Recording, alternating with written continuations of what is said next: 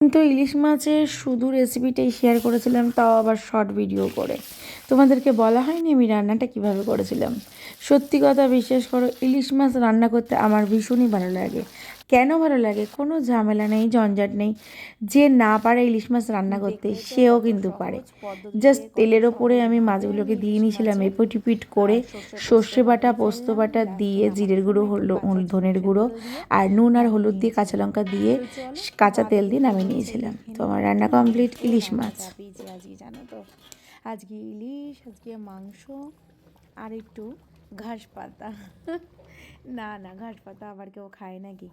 মজা করলাম। চলো, ইতিমধ্যে তো ইলিশ মাছের রেসিপি নামানো হয়ে গেল, এবার মাংসটাও আমার হয়ে গেল। এবারে এই হেলেঞ্চাগুলোকে একটু সেদ্ধ করে নেব, এগুলোকেই বলছিলাম ঘাস পাতা। তো আমার এই ভিডিওটাই তোমাদের কীরকম লাগলো একটা কমেন্ট করে জানাতে কিন্তু ভুলো না। চলো, টাটা।